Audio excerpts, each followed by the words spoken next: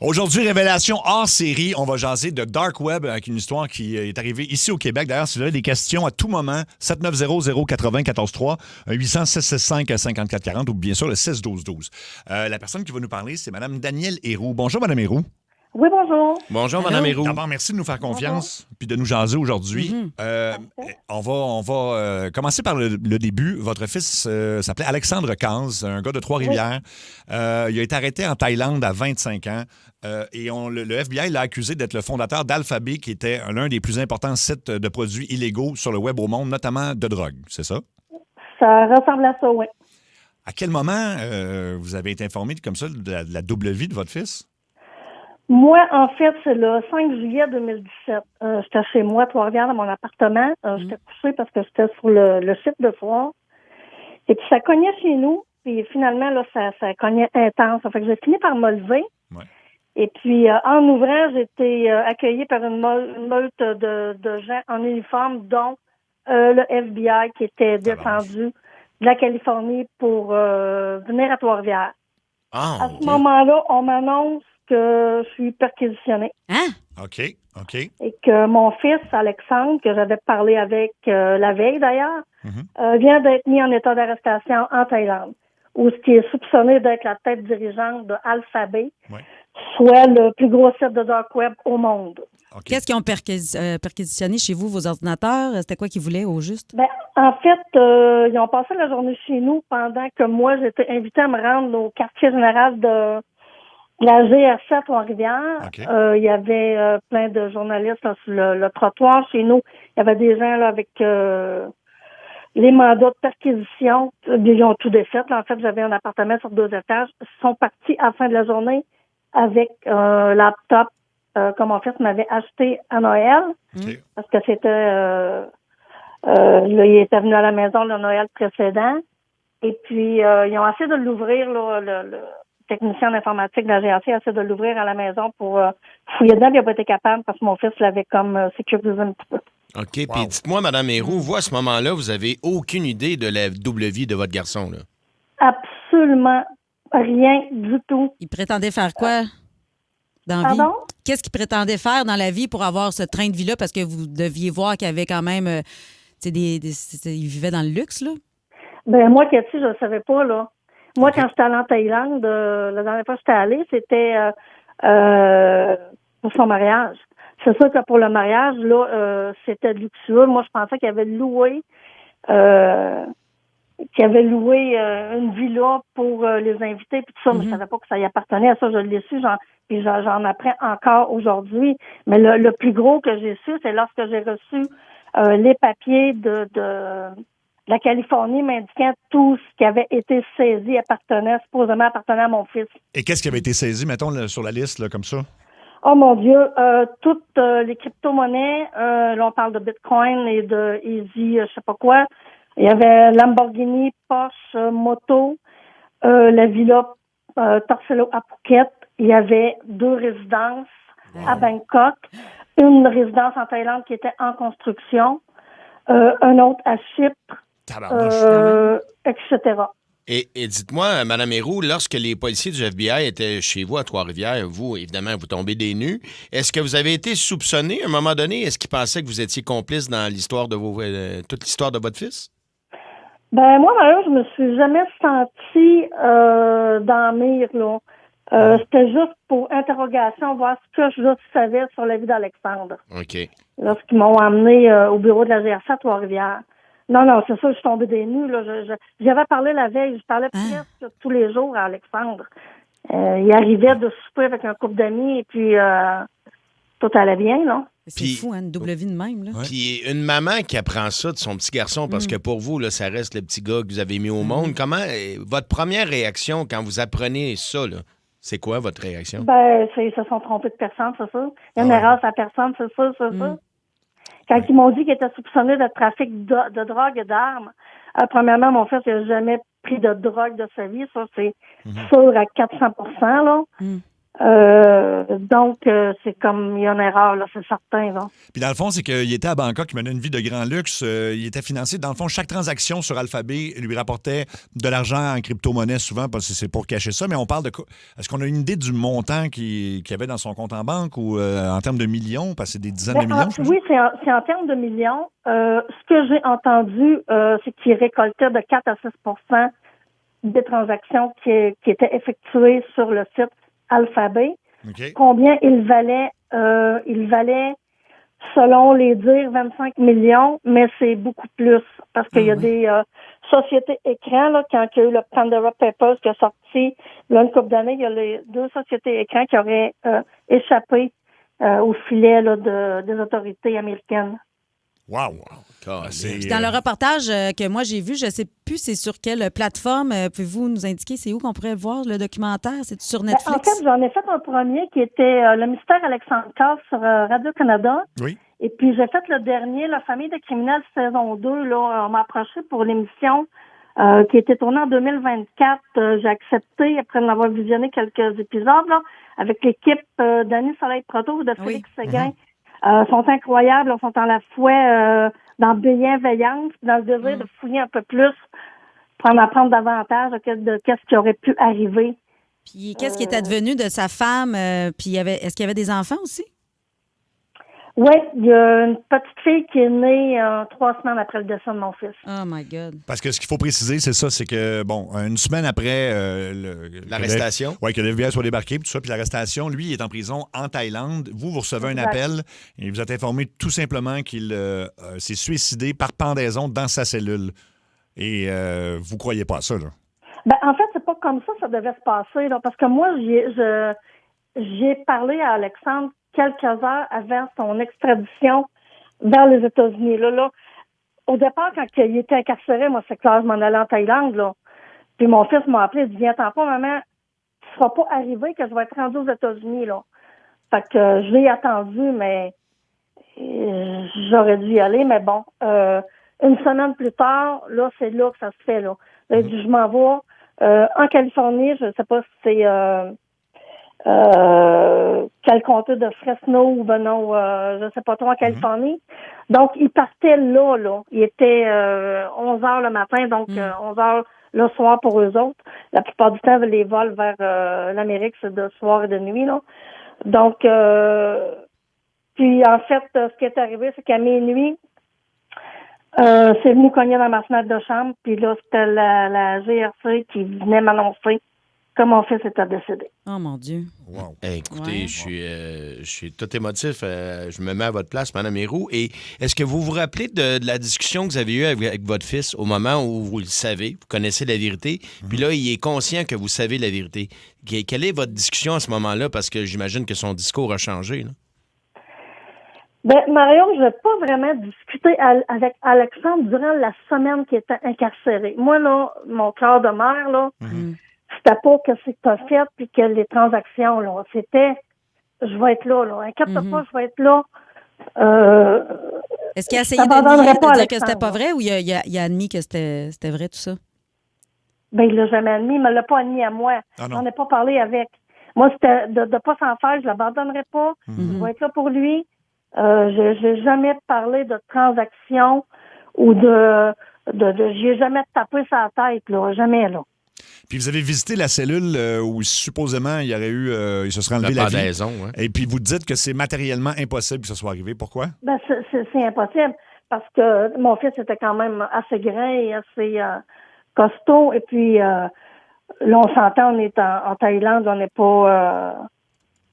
pas au Canada, là. Donc, dans la cellule, je sais que dans un documentaire, il disait qu'Alexandre était incarcéré comme d'un bureau. Là. Non, c'était vraiment une cage de poule, là, jaune. Là.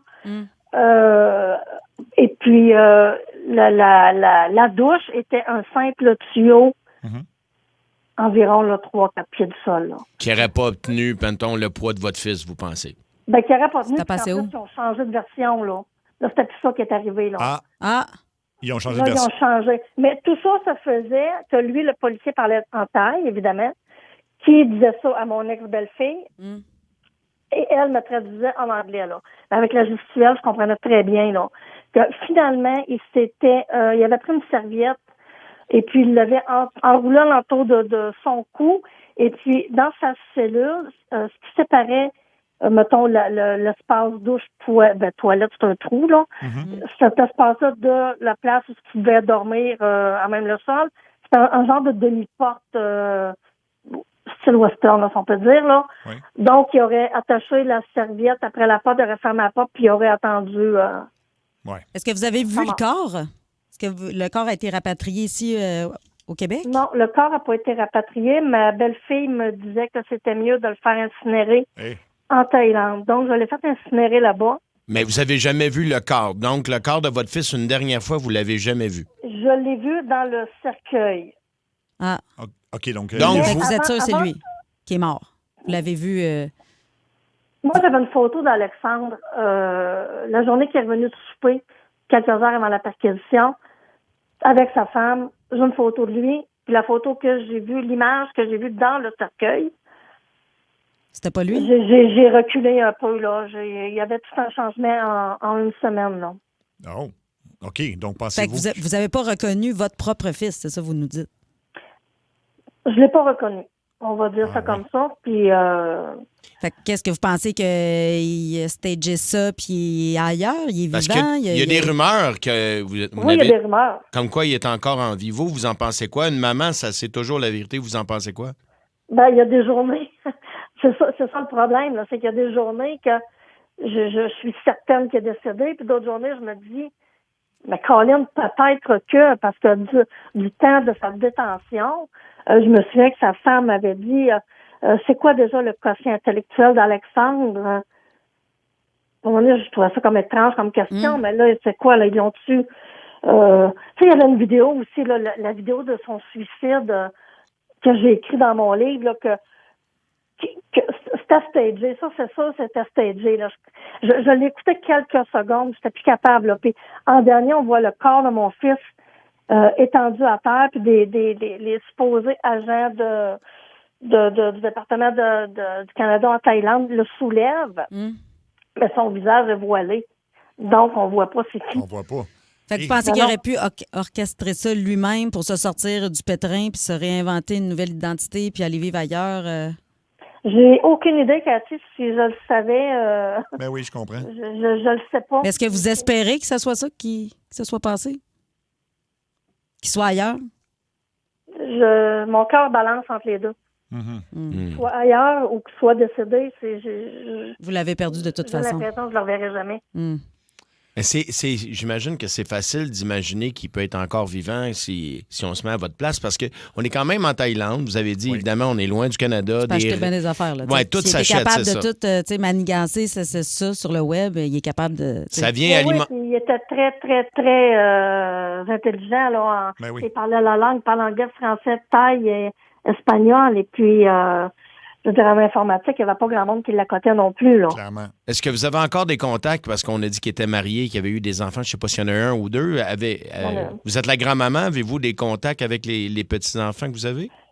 Ben avec la petite Alice, je fais mon possible pour y aller la voir le plus souvent. C'est sûr qu'il y a des coûts reliés à ça. Là. La Thaïlande, c'est loin, les billets, c'est cher. Donc, je communique avec par FaceTime rarement, je vais le dire, c'est rarement, c'est au bon vouloir de la mère.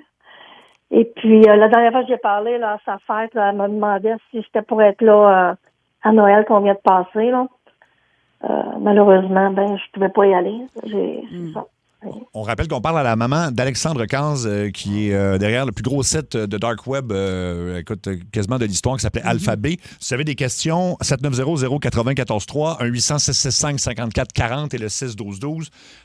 Il y en a une ici, parce que évidemment, vous avez écrit un livre qui s'appelle Alpha 2, l'histoire d'Alexandre Caz, qui est disponible, je pense, entre autres sur Amazon, c'est ça? Oui. Puis les gens me demandent s'il y a un Alpha 2, est-ce qu'il y avait un Alpha 1? Il n'était pas tout peut-être Non, pas en fait, Alpha 02, c'est un nom que, quand il était jeune, avait tous ses amis, je ne sais pas à quoi ça jouait, là, mais c'était tout octroyé le nom de Alpha. Donc, Alexandre avait pris le Alpha 02. Donc, il avait gardé ce nickname-là. OK. OK. pour sa plateforme, si on peut dire ça comme ça. On a une question, Mme Héroux, qui vient de rentrer au 6-12-12, puis elle revient souvent, fait que je vais vous la poser. Toujours dans l'optique où peut-être qu'il est encore vivant ce jour, soit qu'il y a une nouvelle identité, mais il y a des gens qui amènent la possibilité qu'il aurait été engagé par le FBI pour faire tomber d'autres têtes là-bas. Oui, ça se pourrait. Tout est possible. Un genre de programme de protection des témoins, là, Ouais. comme on voit aux États-Unis. Ça se pourrait, oui. OK. Ben oui, tout est possible, c'est certain. Colin, hein, c'est quelle Mais histoire? moi, je me demande pourquoi ils l'ont gardé si longtemps en Thaïlande. Pourquoi ils l'ont pas expatrié immédiatement, étant donné que c'était le trophée, si on peut dire ça comme ça, là. Parce qu'il était recherché, veut pas, là. Y a-tu eu une autopsie? Ah, l'autopsie en Thaïlande, là, j'ai reçu le papier la même semaine, là. Ouais, C'est ça, puis OK. elle pense que c'est même pas le bon corps. C'est ça. On va aller au téléphone sur la ligne 2. Il y a Maxime qui a une question pour vous. Bonjour, Maxime. Bonjour, Mme Héroux. Oui, bonjour. Bonjour, la gang. Bonjour.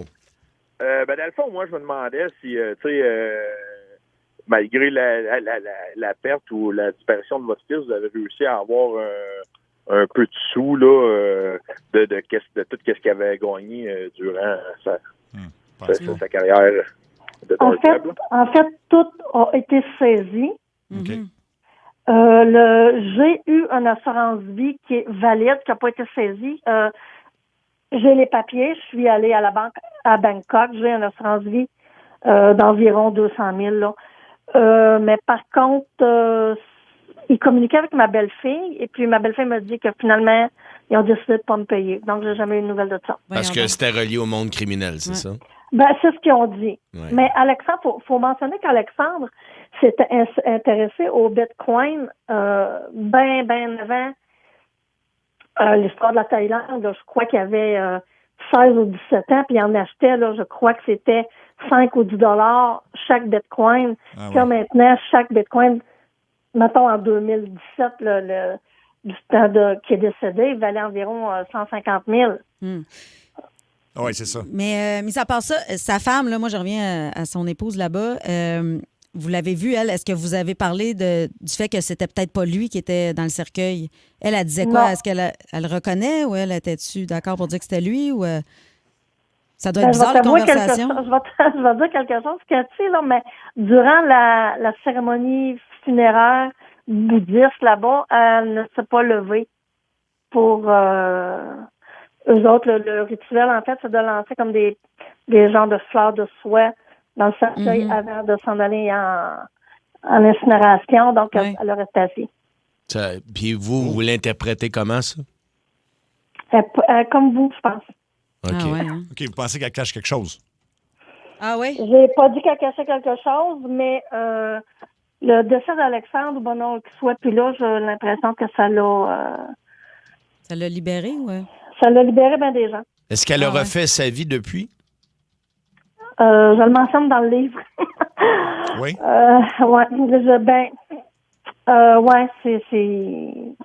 Je le mentionne dans le livre, j'aime mieux pas en parler à la radio. OK, OK. bien, je sous-entends par vos non-commentaires que ça veut dire qu'elle doit l'avoir refait assez vite, sa vie. J'ai l'impression que c'est ça. Ça se peut-tu?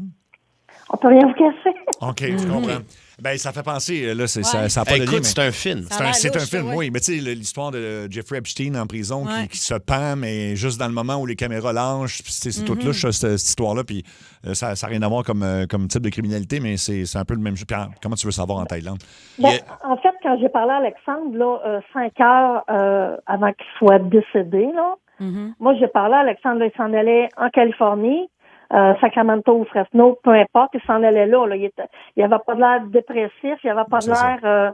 tu sais, moi, il m'a dit, je m'en vais là. Fait que moi, j'ai dit, dès que t'arrives, arrange-toi pour m'appeler, je vais y aller. Moi, ma vie se résumait à ça, là. C'était, j'aurais tout vendu, j'aurais retourné habiter chez mon père, je le sais pas, mais je serais allée en Californie, c'est certain. Là. C'est clair. Écoutez... Il y a plein de gens qui sont Ouais. avec vous, Ouais. Mme Héroux, qui vous envoient de l'amour. Tu sais, il y a plein de mamans qui nous écoutent. Ben Évidemment, il y a plein de parents qui se mettent dans votre peau. Puis vous n'avez rien demandé. C'est une histoire que Ben vous ouais, saviez c'est même terrible. pas. Puis vous héritez de ce bagage-là, en quelque sorte. Ben, c'est difficile, là, parce que, tu sais, j'ai tellement, il a même pas eu la chance ou le loisir de dire sa version d'être d'assister à son propre procès, on peut dire. Là. Mhm. Moi, 7 jours plus tard, le lendemain de son décès, je suis partie à Bangkok avec ma valise toute seule, puis le cœur en miettes, puis ma vie, elle venait de changer du tout au tout, là. À tout jamais. Là. Merci, Mme Héroux. Merci infiniment Merci, de nous avoir Mme parlé Héroux. aujourd'hui. C'était Le courage. très intéressant. Je rappelle que vous êtes auto-publié un livre qui s'appelle Alpha 2, l'histoire d'Alexandre Kans, qui est votre fils. Derrière le Dark Web, qui est disponible sur Amazon. Merci beaucoup, Mme Héroux. Merci beaucoup. J'espère Bon que vous allez courage. pouvoir revoir votre petite fille aussi. Ben oui. Ouais, je fais mon possible. Mais on vous le souhaite. Oui, tout à fait. Merci beaucoup. Merci, Wow. au revoir. Quelle histoire incroyable quand même. Oh. mon Dieu. C'est vraiment un film. Là. Ben oui, mais Tu hein. n'as pas besoin de rien inventer là-dedans. Là. J'ai de la peine pour la maman. Tu sais, écoute, ça doit Ouais. être épouvantable. Puis tu Tu peux- sais ce qu'on appelle victime collatérale. Ben là? oui. Exact.